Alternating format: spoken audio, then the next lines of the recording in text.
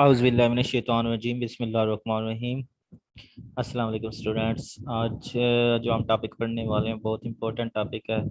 ये टॉपिक आप ऐसे ही समझें कि जैसे basic building block of programming है, ठीक। यानी जो पहले आप अब तक हमने जो प्रोग्रामिंग पढ़ी है जितनी भी, वो ऐसे ही समझे कि अभी तक हमने ABCD पढ़ी है, बाकी E F to up to Z हमारी रहती है, ठीक। जो C++ उसकी मैं बात कर रहा हूँ। ये जो इफ़ है, ये इफ़ स्टेटमेंट वगैरह, यहाँ के इफ एल्स आएंगी, स्विच आएंगे, लूप आएगा, ठीक है, फॉर लूप, वाइल, ये वो जो भी चीज़ें हैं, ये इंपॉर्टेंट है, बहुत इंपॉर्टेंट कंसेप्ट हैं, ठीक है। और इंशाल्लाह आपको इसकी समझ आएगी, मुश्किल नहीं है, टोटली अंडरस्टैंडेबल है, टोटली कंसेप्ट बेस्ड है। ओके, तो जस्ट आपने इनको गौर से सुनना है, ठीक है, और आपने इनको इंशाल्लाह कर लेना। अच्छा, ये लॉन्ग क्वेश्चन है आपका, ठीक है, इंपॉर्टेंट लॉन्ग क्वेश्चन है। What is if statement or if statement with one alternative? Explain its working. If statement क्या है, ठीक है, और वन अल्टरनेटिव से मतलब क्या मुराद है, और इसकी वर्किंग बयान करें, ठीक। अल्टरनेटिव मीन्स के अगर तो एक होती है इफ, एक होती है एफ एल्स, ये जो है ये सिर्फ इफ है। इसका मतलब ये है कि जब ये स्टेटमेंट चलेगी ना, तो अगर तो कोई कंडीशन ट्रू होती है तो ये हमें बता देता है प्रोग्राम, या हमने प्रोग्राम में बता देना होता है कि अगर कंडीशन ट्रू हो तो ये काम करो। अगर कंडीशन फॉल्स हो, यानी कंडीशन गलत हो रही हो, तो ये हमें कोई पता नहीं होता कि हमने क्या काम करना है, ठीक। यानी लेट्स सपोज एक ऐसा प्रोग्राम, जो ऐसा प्रोग्राम हम लिखते हैं जिसमें हमने यूज़र से नंबर मांगने हैं, इंटर योर मार्क्स, अगर वो नंबर इंटर करता है, अगर वो 40 से ज़्यादा है, तो इस प्रोग्राम में जो सिंपल इफ है उसने क्या कर देना है, वो पास है। अगर वो 40 से कम है तो वो ये नहीं बताएगा कि ये फेल है, इसलिए इसको कहते हैं if statement with one alternative, यानी इसका एक मुतबादला है, ठीक है। यानी इसमें एक वन वे इसमें कंडीशन चलती है, टू वे नहीं चलती। यानी अगर कंडीशन ट्रू हो तो ये मैं बता देता है ये काम करना है, अगर फॉल्स हो तो हमें कुछ नहीं पता होता कि हमने क्या करना है क्या नहीं करना, ठीक। Okay, if is a keyword in C language. If क्या है, हमारे पास एक कीवर्ड है, जैसे कि प्रिंट एफ होता है, कीवर्ड होता है, हैश इंक्लूड कीवर्ड होता है, ठीक है, मेन कीवर्ड है। इस तरह इफ भी एक कीवर्ड है। कीवर्ड वो वर्ड होते हैं जिनके प्री डिफाइंड मीनिंग होते हैं किसी भी लैंग्वेज में। ये statement is decision making statement, ये एक डिसीजन मेकिंग स्टेटमेंट है, यानी हमने इसमें कुछ फासला करना होता है, ठीक है। फासला मतलब कोई डिसीजन लेना होता है। It is the simplest form of selection structure, ये सिलेक्शन स्ट्रक्चर जो हमने पढ़ा है, स्ट्रक्चर की जो हमारी दूसरी टाइप है, उसकी ये सादा तरीन जो है वो फॉर्म है, किस्म है। It is use to execute और स्किप स्टेटमेंट और set of statement by checking the condition. ये क्या करती है कि किसी कंडीशन को देखते हुए एक स्टेटमेंट या सेट ऑफ स्टेटमेंट को क्या करती है, एग्जीक्यूट कर देती है या उनको स्किप कर देती है। एग्जीक्यूट तब करेगी जब वो कंडीशन ट्रू होगी, स्किप तब करेगी जब वो कंडीशन फॉल्स होगी। Okay, the condition is given in relational expression.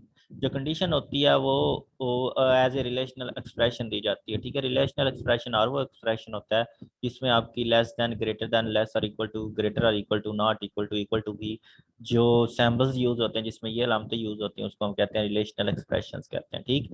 If the condition is true, अगर आपकी कंडीशन ट्रू होती है, द स्टेटमेंट और set of statement after if statement is executed. यानी अगर तो आपकी कंडीशन ट्रू हो गई, तो जो स्टेटमेंट होती है, एक स्टेटमेंट हो चाहे मल्टीपल स्टेटमेंट हो, वो उस कंडीशन के बाद हो, जो उस कंडीशन के बाद एक स्टेटमेंट या सेट ऑफ स्टेटमेंट आ रही होती हैं, वो क्या हो जाती है, एग्जीक्यूट हो जाती है, अगर condition true. If condition is false, अगर कंडीशन जो है वो फॉल्स होती है, द स्टेटमेंट और set of statement after if statement is not executed. जो स्टेटमेंट या सेट ऑफ स्टेटमेंट होती हैं जो इफ स्टेटमेंट के बाद है, वो एग्जीक्यूट नहीं होती। सिंपल वर्ड में अगर कहा जाए तो ये एक इफ स्टेटमेंट, इफ कीवर्ड है, ठीक है, ये कंडीशनल कोई डिसीजन मेकिंग के लिए होती है, ठीक है, फैसला करने के लिए होती है। आपने कोई जब तयन करना हो, हमारे पास मल्टीपल पाथ हो, तो आपने ये किसी एक पाथ में जाना हो तो इफ यूज करते हैं, ठीक। और अगर कंडीशन ट्रू हो तो उस इफ के फौरी बाद जो स्टेटमेंट, जो लाइंस ऑफ कोड लिखी होती है, वो एग्जीक्यूट हो जाती है। अगर वो कंडीशन फॉल्स हो तो वो एग्जीक्यूट नहीं होती, ठीक। उसके बाद सिंटैक्स या जनरल फॉर्म, इसका जो लिखने का अंदाज है वो किस तरह का है, ठीक है, वो हमें बता रहा है, ठीक है। The syntax of if statement is as follows, यानी इसके जो लिखने का अंदाजा है, तरीका वो ये है।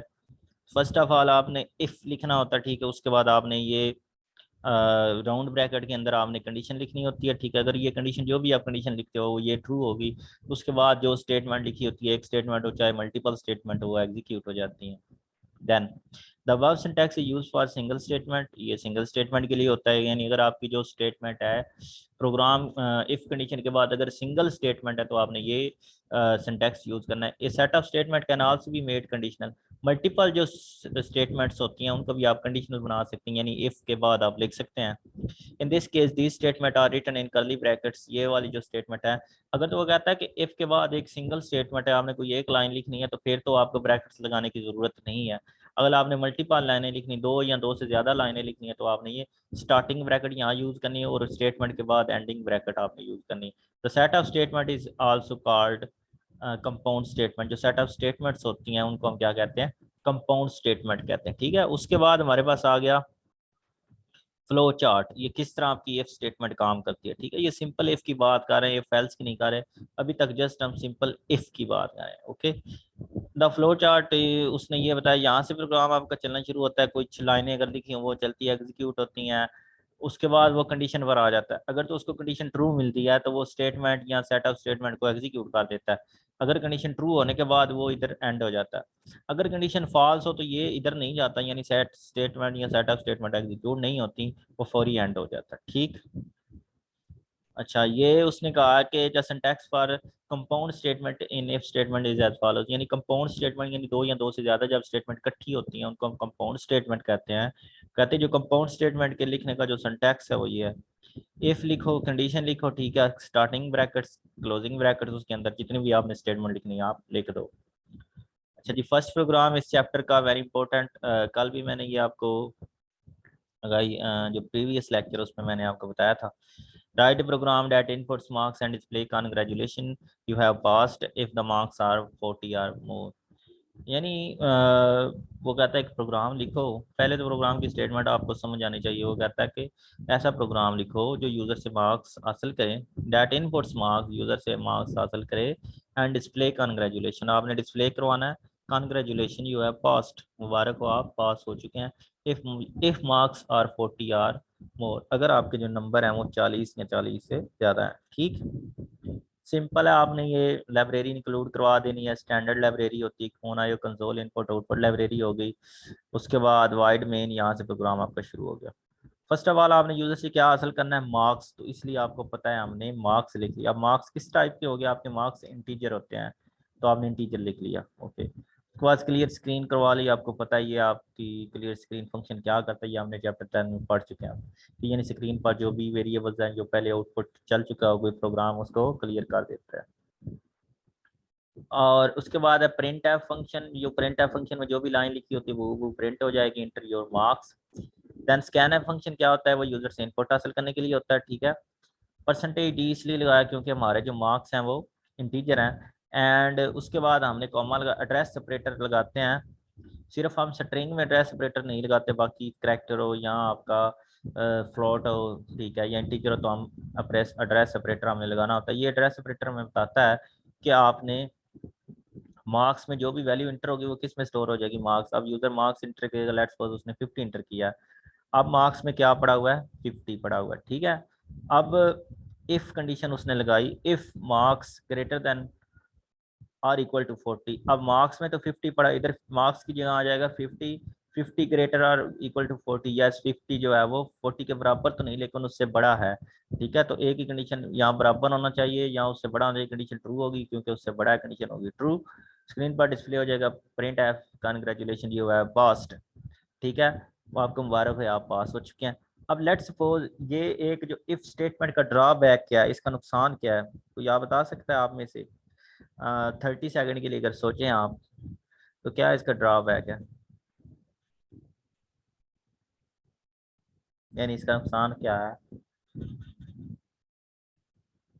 अच्छा जी, बिल्कुल आपको पता है इसका ड्रॉबैक्स ये है कि अगर अगर तो आपके मार्क्स जो हैं वो 40 से बड़े हों या 40 के इक्वल हो, फिर तो ये मैं डिस्प्ले करवा देगा पास। अगर उससे कम हो, 40 से कम हो, तो फिर इसको फेल भी तो पास डिस्प्ले करवाना चाहिए ना, यानी इसको कुछ ना कुछ मैसेज डिस्प्ले करवाना। लेट्स सपोज ये मैं प्रोग्राम चलाता हूँ और मैं इधर लिख सकता इंटर कर देता हूँ 30, तो इधर आ जाएगा कंडीशन उसको मिलेगी फॉल्स, ये लाइन नहीं चलेगी। अब उसके बाद आपका प्रोग्राम कोई चीज़ भी डिस्प्ले नहीं करेगा। ठीक है, तो ये इसका ड्रॉबैक है। जो सिंपल इफ है ये तभी कोई स्टेटमेंट या सेट ऑफ स्टेटमेंट को एग्जीक्यूट करती है जब आपकी कंडीशन ट्रू हो, जब कंडीशन आपकी फॉल्स हो तो हमें कोई चीज़ रिटर्न नहीं करते।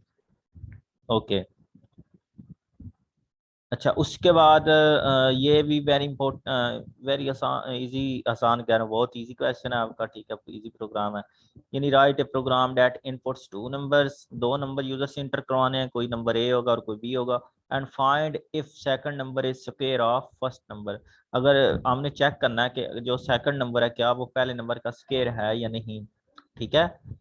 इस हमने चेक क्या करना है, यूजर दो नंबर इंटर करेगा, लेट्स सपोज मैं इसको थोड़ा सा, अगर आपको इसको समझाने की कोशिश करूं, तो हमने चेक करना है कि आपका जो आया जो सेकंड नंबर है वो फर्स्ट नंबर का स्केयर है या नहीं, ठीक है। फर्स्ट ऑफ ऑल उसने दो वेरिएबल बना लिए, ठीक है, एक ए वेरिएबल बनेगा, ठीक है, और एक आपका क्या बनेगा, बी बनेगा।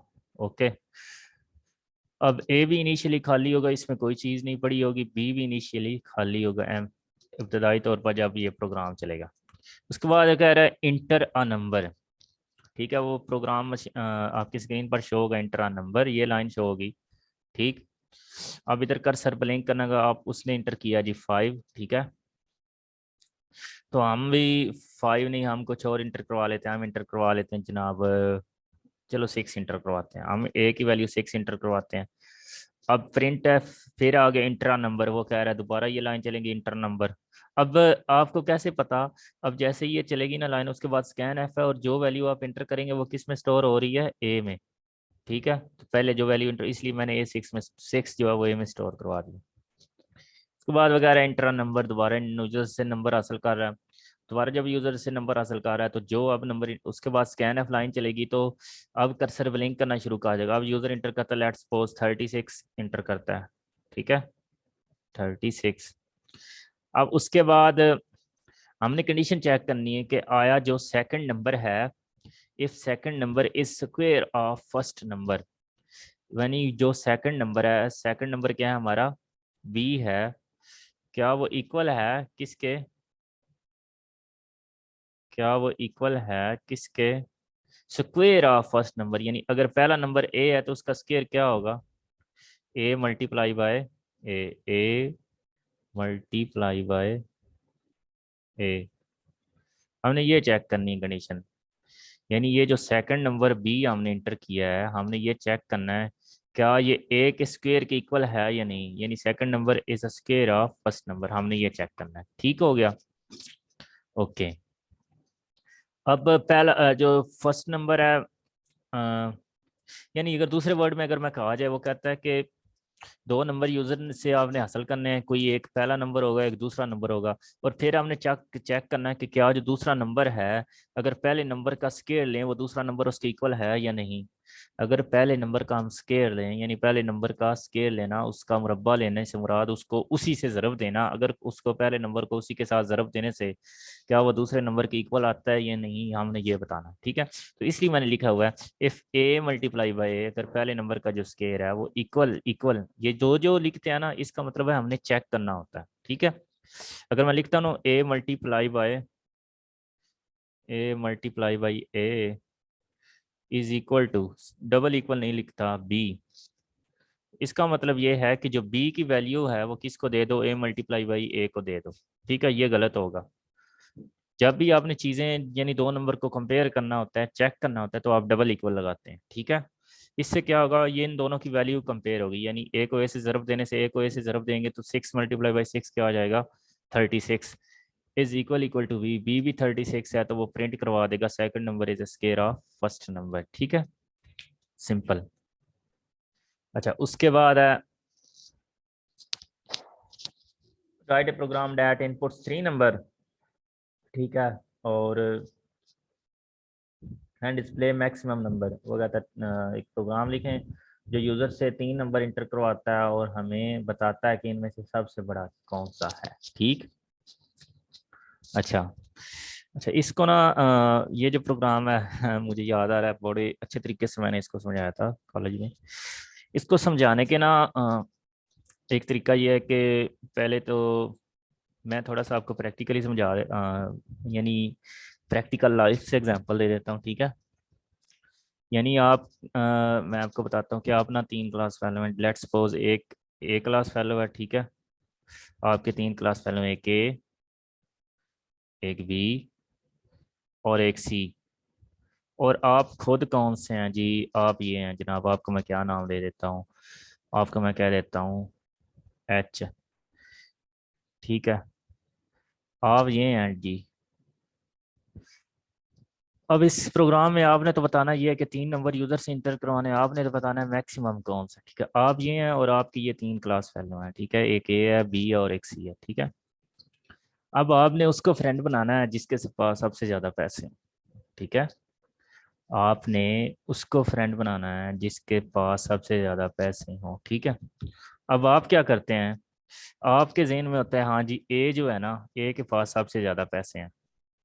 आपको ऐसा लग रहा होता है कि जो ए है उसके पास सबसे ज्यादा पैसे हैं। आप ए को फ्रेंड बना लेते हैं। एक वक्त में आपने एक ही फ्रेंड बनाना है। 3 क्लास फेलो हैं आपके, वो तीनों के पास मुख्तलिफ पैसे हैं, आपको नहीं पता, और आपको लग रहा है कि ए जो है ना उसके पास सबसे ज्यादा पैसे हैं। ठीक है, किसी एक से शुरू कर देने हैं। ठीक है, अब आपने ए को फ्रेंड बना लिया। अब आपने क्या करना है कि आपने चेक करना है, अच्छा ए तो मेरा दोस्त है, क्या बी के पास इससे ज्यादा पैसे हैं या नहीं। आपने पहले तो ए को फ्रेंड बना लिया ना, अब आपने कहना है चेक करना है यार मैंने ए को तो फ्रेंड बना लिया, अब मैं दूसरों को तो देखूं, बी या सी को। लेट्स सपोज आपने उसको फ्रेंड बनाना जिसके पास सबसे ज्यादा पैसे हैं। ठीक, अब आपने बी के पास गया, अब आपने बी को कहा, बी से पूछा कि हाँ जी तुम्हारे पास कितने पैसे हैं। अगर तो बी के पास ए से ज्यादा पैसे हुए, आपने ए को छोड़ देना है। ठीक है, अब आपने किसका फ्रेंड बन जाना है जनाबे वाला, आपने ए को छोड़ देना है और आपने फ्रेंड बन जाना है। अब मुझे थोड़ा सा कलर चेंज कर दे। अब आपने फ्रेंड बन जाना है जी बी का। ए को आपने छोड़ दिया, अब आप फ्रेंड बन गए बी के।